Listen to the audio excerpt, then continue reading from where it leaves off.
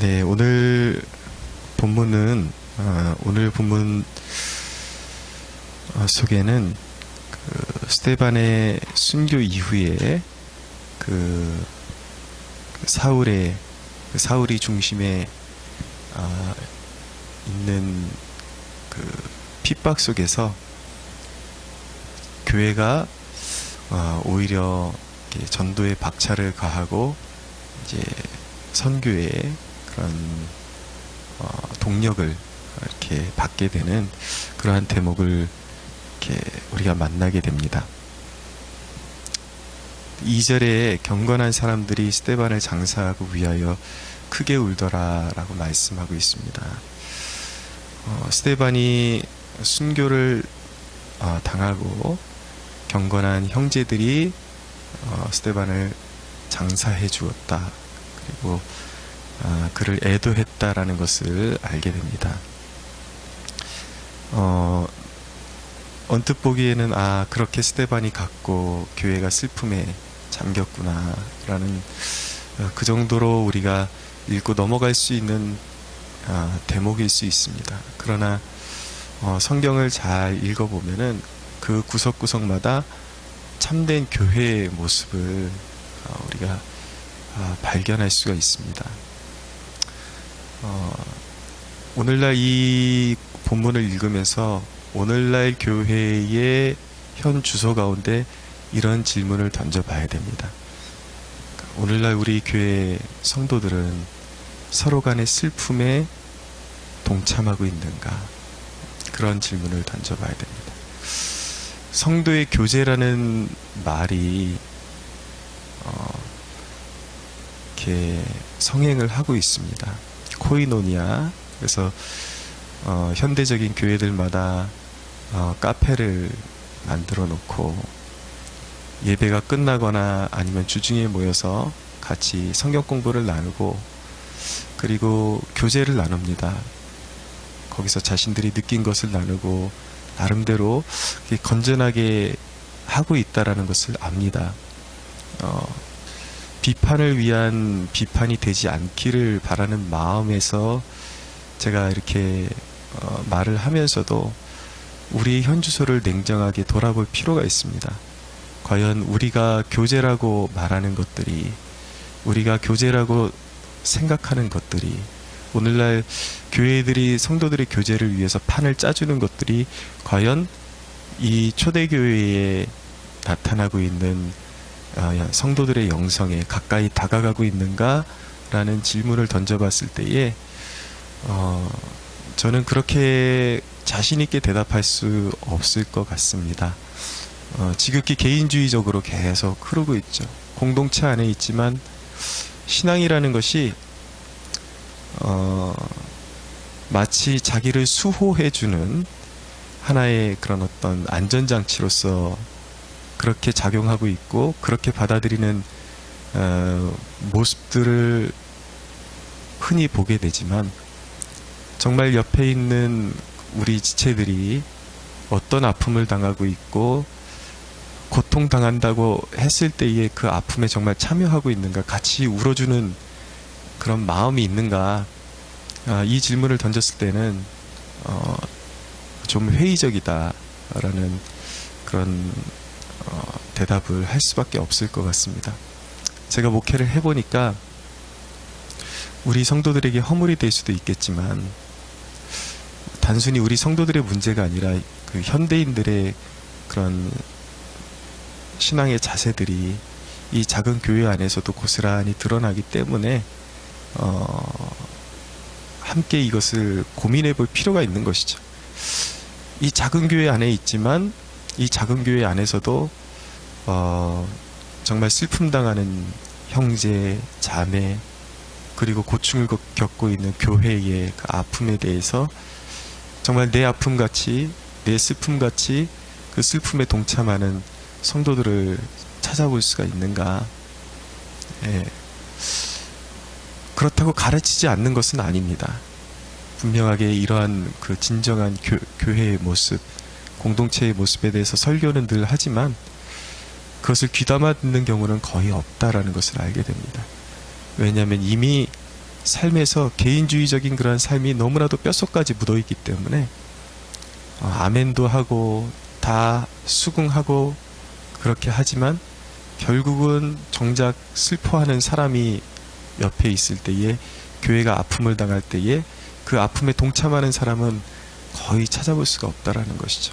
이것은 우리 교회가 정말 진실한 교제권에 들어와 있는지, 정말 성령이 하나로 묶어주신 이 교회의 공동체의 그 의미를 바로 알고 정말 나를 기꺼이 내어줄 수 있는 그러한 모습으로 우리가 서 있는지 오늘날의 교회들이 돌아볼 수 있어야겠습니다. 3절에 보면 사울이 교회를 잔멸할세라고 말씀하고 있습니다. 사울이 살기가 등등해서 교회를 심하게 핍박했다라는 것을 알 수가 있습니다. 잡아다가 공회에 넘겨주고 그 중에는 이제 재판을 받게 되고 또 사형을 받게 되는 경우도 분명히 있었을 것입니다. 그런데 중요한 것은 무엇이냐면, 그렇게 교회를 파괴하는 세력이 있었음에도 불구하고 초대교회는 결코 세력이 줄지 않았다라는 점을 우리가 주목을 해야 됩니다. 그 이야기는 무엇이냐면, 성도들의 그런 영적인 힘이 정말 굉장했다라는 것이죠. 죽음을 두려워하지 않는 신앙. 그 이야기는 무엇이냐면, 예수라는 존재가 잠시 언급하고 넘어갔지만 단순히 나의 마음에 안정을 주고 평안을 주고 나의 그런 신변의 그런 어떤 그 두려움에서 건져주는 그냥 수호신에 불과한 그런 존재가 아니라 바로 내 생명보다 더 귀한 존재라는 것을 초대교회 성도들이 인정하고 있었기 때문에 그들에게 예수라는 존재는 내 생명보다 더 귀한 존재였기 때문에 교회를 파괴하는 세력이 있어도 결코 굴하지 않을 수가 있었다는 것이죠. 그것이 바로 이 초대교회 성도들에게 신앙의 의미였습니다. 예수의 의미였습니다. 과연 우리에게 이런 영성이 존재하는가? 내 안에 정말 생명과도 바꿀 수 없는 그 주님을 향한 신뢰와 사랑이 우리 안에 존재하고 있는가? 저는 가끔 제 자신에게 그런 질문을 합니다. 교회를 성장시키는 과제를 제하고 교회를 성장시킬 수 없는 상황 속에서 핍박이 다가올 때에 단순히 사람들에게 욕먹는 핍박 정도가 아니라 당신 목사이기 때문에 계속 설교 활동하면 감옥에 가두겠다, 아니면 어떤 생명까지도 위협할 수 있는 언도를 내리겠다 라는 핍박이 왔을 때에 내가 과연 신앙을 배반하지 않고 달려갈 수 있는 그런 마음의 자세가 되어 있는 목사인가 라는 질문을 던질 때에 솔직히 말씀드려서 두렵습니다. 내가 과연 그때 신앙을 지킬 수 있을까? 그래서 호언장담하기보다는 가끔가다 페이스북에 목사님은 이 어두운 시대에 순교할 각오가 돼 있습니까? 라고 질문하는 분들이 있는데 제가 대답을 안 해요. 왜냐면 그게 대답한다고 될 일이 아니거든요. 목에 칼이 대져봐야 내 자신이 어떤 존재인지 드러나는데, 과연 그때 내가 사람들한테는 얼마든지 멋있게 얘기할 수 있어요. 나 할 수 있다고. 근데 과연 그럴 수 있을까? 제 자신도 스스로 대답을 못하겠어요. 그러나 하나님 앞에 바라는 것은 무엇이냐면, 만약에 그런 날이 온다면 초대교회 성도들이 맞이했던 것처럼 내 죽음의 그 순간까지도 영광스럽게 사람들에게 영광이 나타나는 것이 아니라 내 죽음의 그 순간이 가장 성령 충만하고 가장 평안한 시간이 되었으면 좋겠습니다 라고 그렇게 하나님 앞에 소원하며 그렇게 기도를 드리곤 합니다. 며칠 전에 영상을 하나 봤는데, 지금도 중국 교회에서는 지금 시진핑이 집권하면서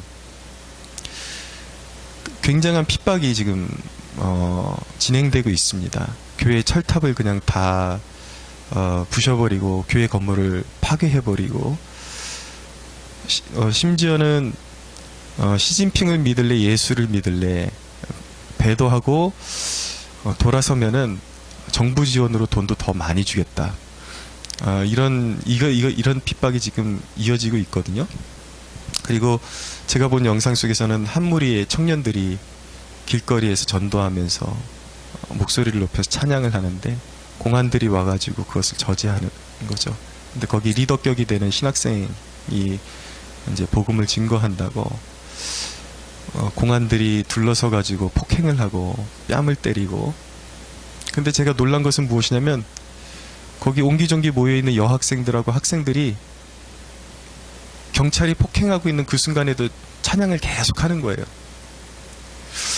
아, 놀랍다. 우리는 중국인들 생각할 때, 인성을 생각할 때 늘 거짓말하는 사람들, 짱깨들, 뭐 별 볼 일 없는 인간들, 그렇게 생각을 하는데 그 보편적인 인간성은 그렇게 중국 사람들이 좋은 것 같진 않아요. 보면은 가짜가 제일 중국에서 많이 나오고. 근데 진짜도 중국에 있더라고요. 보니까 그 모진 핍박 속에서 예수 믿는 우리 청년들이 지금 당장 폭력이 발생하고 있는 그 현장 속에서도 계속해서 예수를 거부하지 않고 찬양을 부르는 그 대목을 보면서 정말 살아있구나. 정말 핍박도 누를 수 없는 신앙을 가지고 있구나 라는 것을 보게 됩니다. 과연 우리나라에 있는 많은 성도들, 청년들이 바로 눈앞에서 폭행이 일어나고 핍박이 일어나고 생명이 왔다 갔다 할 수 있는 그러한 핍박이 일어난다면 나도 그래도 예수가 좋아요, 그래도 찬양할래요 라고 고백할 수 있는 사람들이 얼마나 있을까.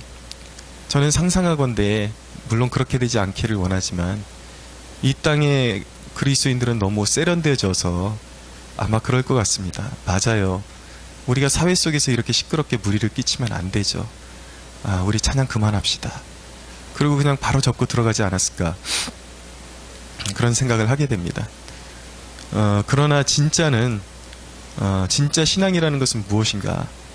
예수님께서 자기 생명까지도 예수님을 사랑하기 위해서는 자기 생명까지도 부인하고 자기 생명까지도 미워하지 않고 따르지 않고는 주님을 결코 따를 수 없다라고 말씀하셨습니다. 오늘 아침에 여러분들에게 질문을 던지겠습니다. 여러분들에게 과연 신앙이라는 것은 어떤 의미가 있습니까? 어떤 존재입니까? 예수님, 어렸을 때부터 제가 자라오면서, 목회자 가정에서 자라오면서 그냥 예수 믿으면 천국 간다, 천국 간다, 물론 알고 있었지만 제 스스로가 말씀 앞에 설 때에 과연 그 길이 그렇게 쉬운 길인가, 그리고 과연 그 길이 그렇게 만만한 길인가 라는 것을 계속해서 느끼게 됩니다. 여러분, 이 질문은 피해갈 수가 없습니다. 그리고 이 나라도요, 자칫 잘못하면 지금 중국보다 더한 나라가 될 수도 있다라는 거.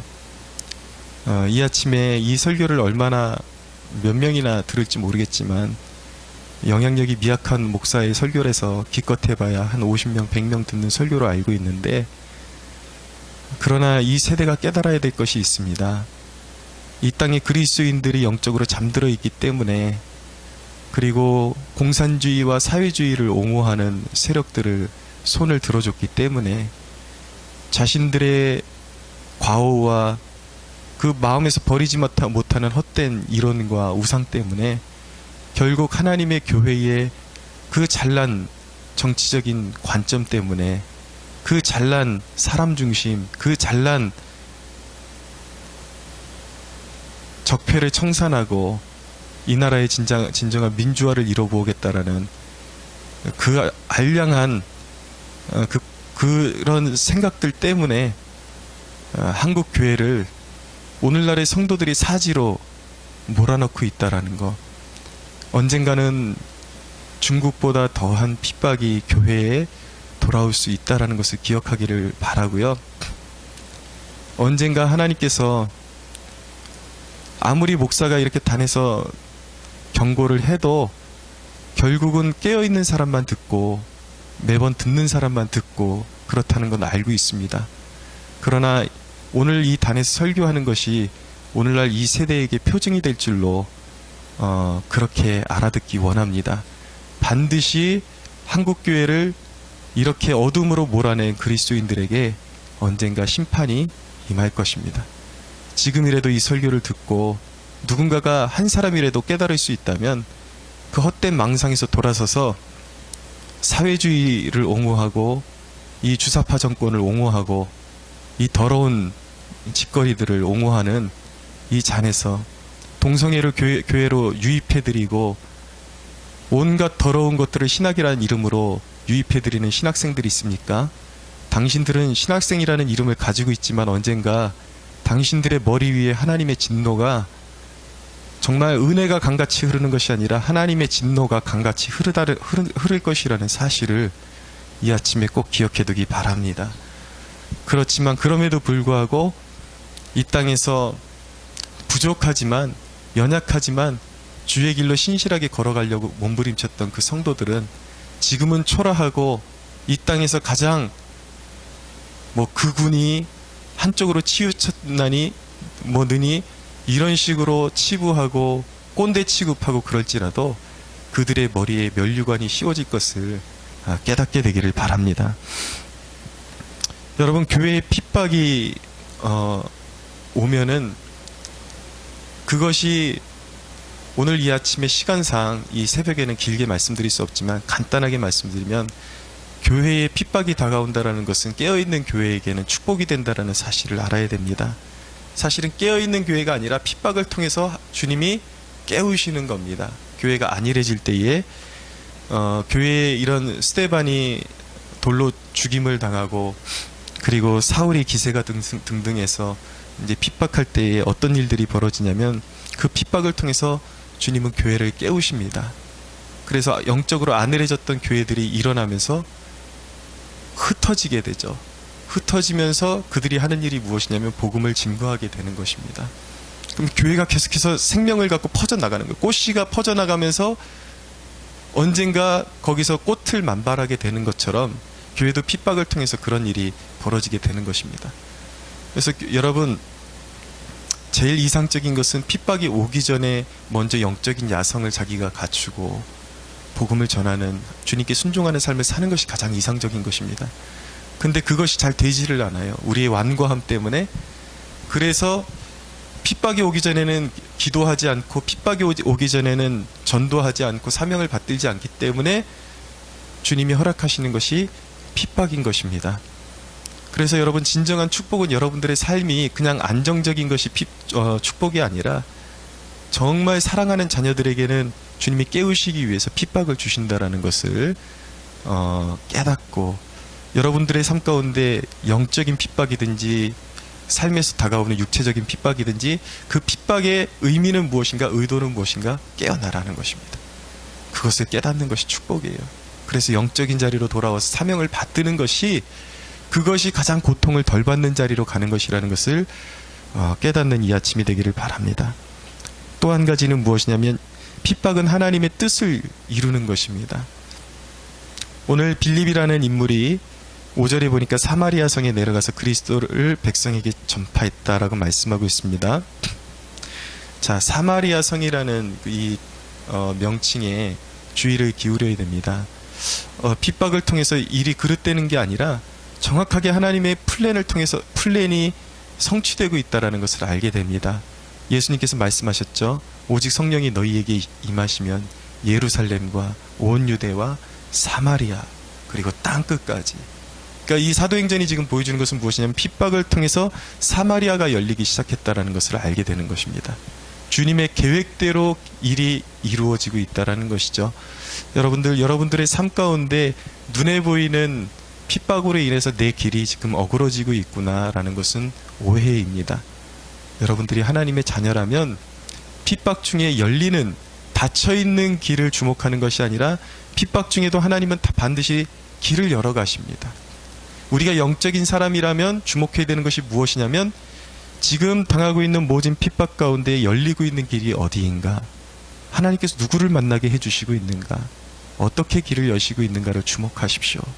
그러면 반드시 하나님께서 행하시는 일들을 발견하는 축복을 깨닫게 될 것입니다. 7절에 보니까 많은 사람에게 붙었던 더러운 귀신들이 크게 소리를 지르며 나가고 라고 말씀하고 있습니다. 큰 권능이 빌립과 함께 있습니다. 마지막 시대에 사명을 붙잡는 자들에게는 핍박이 따르는 동시에 하나님의 권능이 같이 입혀진다는 것을 기억해야 하는 것입니다. 우리에게 고난만 있는 것은 아닙니다. 그리고 이 부분은 저절로 입혀지는 것만도 아닙니다. 마지막 시대에 주님께서 우리에게 요구하시는 한 가지 성령의 권능을 입으라는 명령을 우리에게 주고 계신 것입니다. 여러분, 그 일을 위해서 우리는 기도해야 됩니다. 우리가 본격적인 어떤 핍박이 시작되기 전에, 그리고 우리의 삶 가운데 주어진 난제들을 이기고 사명을 감당하기 위해서는 시대가 악하기 때문에 그 어느 때보다도 우리가 더 갑절이나 성령의 능력이 필요한 시대를 살고 있습니다. 나는 평신도니까 목회자만큼의 능력이 필요 없어. 그렇게 하지 마시고요. 스데반과 빌립 모두가 평신도였습니다. 그러나 그들은 귀신을 내어쫓고 병을 고치는 사람들이었습니다. 여러분들에게 그런 성령의 권능이 임하는 축복이 있게 되기를 바랍니다. 마지막으로 한 가지만 짚고 말씀드리겠습니다. 여기 마술사 시몬이라는 사람이 나오는데 9절에 그 성에 시몬이라 하는 사람이 전부터 있어 마술을 행하여 사마리아 백성을 놀라게 하며 자칭 큰 자라 하니, 이 사람 눈속임으로 사람들에게 존경받고 자신 스스로 큰 자라고 일컫던 사람이었습니다. 그런데 빌립을 통해서 진짜 복음이 들어가니까 12절에 빌립이 하나님 나라와 및 예수 그리스도의 이름에 관하여 전도함을 그들이 믿고 남녀가 다 세례를 받으니, 다는 아니었겠지만 상당히 많은 사람들이 그 시몬, 마술사 시몬을 큰 사람이라고 칭송하고 높였던 사람들이 진짜 복음이 들어오니까 이것이 인간의 가짜 속임이었고 진짜는 복음이구나 라는 것을 깨닫고 주께로 돌아오고 세례를 받는 역사들이 일어났습니다. 여러분, 빛이 임하면 어두움은 빛을 소멸하게 되는 것입니다. 어두움은 사라지게 되는 것입니다. 진짜가 나타나면 가짜는 그 영광을 잃어버리게 되는 것입니다. 여러분, 그리스도인에게 기쁨은 무엇이 되어야 하는 것인가? 내가 진짜 그리스도인인가 아닌가를 가늠해 볼 수 있는 척도가 여기 있습니다. 여러분들의 진정한 세상을 살아가는데 즐거움은 무엇입니까? 참된 행복은 무엇입니까? 여러분들에게 하나님의 앞에 머무는 기도의 시간, 예배의 시간이 세상의 그 어떤 것보다 즐겁지 않다면 여러분들은 가짜일 가능성이 있습니다. 큽니다. 여러분, 그리스도인이라면 세상의 어떤 프로그램이나 어떤 여가나, 물론 이런 것들이 생활의 활력을 다시 이렇게 불어넣는데 가끔은 필요한 것은 사실이지만, 세상의 그 어떤 엔터테인먼트나 이런 것이 하나님 앞에 머무는 것보다, 기도보다, 예배보다 더 좋다면 여러분, 그것은 그리스도인이 아닌 것입니다. 저는 정말 제 마음에 일말에 조금의 거짓말도 없이 세상의 그 어떤 즐거움을 누려도 결국은 공허해지더라고요. 근데 예배 시간이 너무 즐겁습니다. 그리고 기도의 시간, 내가 무릎 꿇고 하나님 앞에 하나님의 임재를 느끼는 그 순간이 너무 소중하고 즐겁습니다. 그리고 너무 감사합니다. 여러분, 우리 안에 정말 진짜를 알아보고 하늘에서 오는 기쁨, 하늘에서 오는 평강, 그것으로 만족하고 즐거워하는 그런 영적인 그런 회복이 우리 안에 주어지기를 원합니다. 이 아침에 이 본문을 통해서 우리가 한 가지만 점검하고 나아갔으면 좋겠습니다. 내가 지금 누리고 있는 신앙생활, 내가 옷 입고 있는 신앙의 옷이 진짜인가? 아니면 여전히 짝퉁을 옷 입고 있는가? 나는 진짜 성도로서의 면모를 가지고 있는가? 나는 예수를 정말 생명보다도 더 귀한 그런 가치로 추구하고 있는가? 아니면 하나의 나의 신변보호를 위한 그런 것에 지나지 않는가? 오늘 이런 질문들을 던져보면서 나의 즐거움은 과연 내가 이 하나님의 임재보다 더 즐거워하는 그 무엇이 있는가? 이런 질문 속에서 정말 주님 앞에 솔직하게 대면하면서 아직도 벗어버리지 못한 세상의 껍데기들, 내가 진짜라고 생각하고 쫓았지만 여전히 나는 형식적이었고 짝퉁 같은 면모가 너무 많았구나 라는 것을 깨닫게 된다면, 그 불의한 옷을 벗어버리고 오늘 다시 성령으로 새 옷을 입고 그리스도의 참된 자녀로 살아가는 저와 여러분들이 되기를 예수님의 이름으로 축원합니다.